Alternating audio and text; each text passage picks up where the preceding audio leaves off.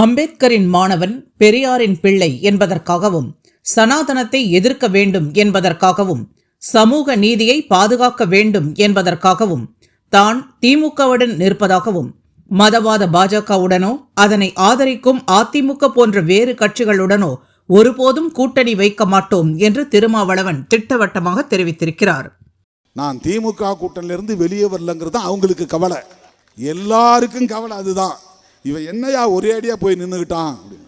எங்களுக்கு இடம்தான் அதிகமாக வேணும் அப்படிங்கிற எண்ணம் இருந்தால் நான் ஒரு பக்கம் பிஜேபிக்கிட்டும் பேசணும், அதிமுகவிட்டையும் பேசணும், விஜய்கிட்டையும் பேசணும், திமுகவிலையும் இருக்கணும். திமுகவுக்கு நான் சூறா காட்டணும், விஜய்கிட்டையும் நாங்கள் பேச முடியும், அதிமுக அண்ணன் எடப்பாடி பழனிசாமிகிட்டையும் நாங்கள் பேசுவோம், ஏன் பிஜேபியோட கூட எங்களால் பேச முடியும் அப்படின்னு எல்லா கதவையும் நான் திறந்து வைக்கணும்.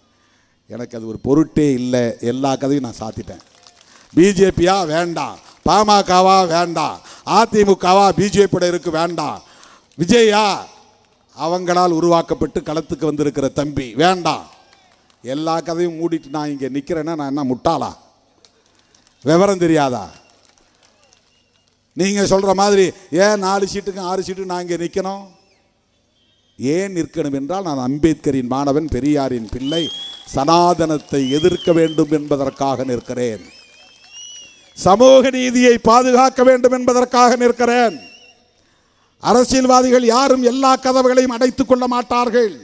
திருமாவளவன் அடைத்து விட்டு அரசியல் செய்கிறான். பாமகவோடு உறவு இல்லை,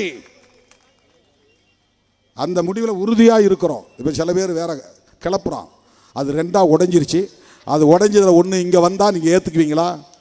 நோ, எங்களுக்கு அது தேவையில்லை, எங்களால் அது இருக்க முடியாது. அது வெளிப்படையாக நான் பேசுகிறேன். சாதியவாத அமைப்புகளோடும் மதவாத அமைப்புகளோடும் சனாதன சக்திகளோடும் வெறும் தேர்தலுக்காக சில இடங்களுக்காக நாங்கள் சமரசம் செய்து கொள்ள மாட்டோம். இது வெளிப்படையான அறிவிப்பு. எவ்வளவு இடங்கிறத நாங்கள் நெகோசியேஷனில் பார்த்துக்குவோம், அது வேற. எத்தனை இடங்கள் வேண்டும், எத்தனை இடங்களை இறுதி செய்ய வேண்டும் என்பதை பேச்சுவார்த்தையின் போது நாங்கள் முடிவு செய்வோம். அது போதுமா போதாதா என்பதை எங்கள் கட்சியின் தலைமை குழு முடிவெடுக்கும். தேர்தல் வரும் போகும், இந்த மண்ணையும் மக்களையும் காப்பாற்ற வேண்டும்.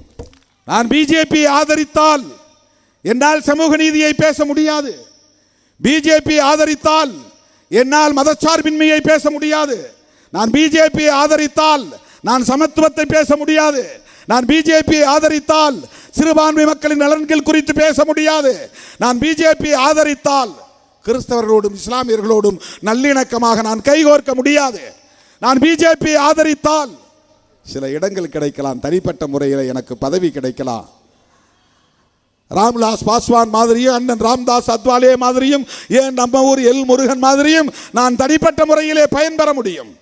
ஆனால் என் சொந்த பந்தங்களோடு என்னால் உறவாட முடியாது, சிறுபான்மை மக்களோடு என்னால் அரசியல் செய்ய முடியாது, புரட்சியாளர் அம்பேத்கர் வகுத்தளித்த அரசியலை நான் உரத்து பேச முடியாது. பதவி உண்டோ இல்லையோ என் இறுதி மூச்சு வரையில் புரட்சியாளர் அம்பேத்கரின் கொள்கைகளுக்காகவே வாழ்ந்து மடிந்தான் திருமாவளவன், பெரியாரின் பிள்ளையாக வாழ்ந்து மடிந்தான் திருமாவளவன் என்பதுதான் என் வாழ்க்கையின் செய்தியாக இருக்க வேண்டும். திருப்பரங்குன்றம் அயோத்தியாக மாறும், அதற்கு என்ன பொருள்? யாரை மிரட்டுகிறீர்கள்? அயோத்தியிலே பாபர் மசூதியை இடித்ததை போல் இங்கே சிக்கந்தர் தர்காவை இடிப்போம், அதுதான் அதற்கு பொருள். சிறுத்தைகள் இருக்கிற வரையில் அதற்கு ஒருபோதும் இங்கே இடம் கொடுக்க மாட்டோம். நினைவில் வைத்துக் கொள்ளுங்கள். ஏதோ மேடைக்கு பேசுகிறேன் என்று எண்ணாதீர்கள். நாங்கள் ஓட்டு பொறுக்கிறதுக்காக பொது வாழ்க்கைக்கு வந்தவர்கள் இல்லை, எழுதி வைத்துக் கொள்ளுங்கள். அவங்க என்ன நினைப்பாங்க, இவங்க என்ன நினைப்பாங்க, நமக்கு ஓட்டு வருமா வராதா, இப்படி பேசினா திமுக நம்மளை கூட்டணியில் வச்சுக்குமா வச்சுக்காதா, ஐ டோன்ட் கேர். அதை பற்றி நான் கவலைப்பட்டதில்லை. அதை சிக்கந்தர் மலைன்னு சொல்லக்கூடாது. யார் சொல்றது? சங்கிகள் சொல்லுகிறார்கள். சங்கிகள் எங்கெல்லாம் இருக்கிறார்கள்? நீதித்துறையிலும் இருக்கிறார்கள். அதுதான் பிரச்சனை. சங்கிகள் எங்கெல்லாம் இருக்கிறார்கள்?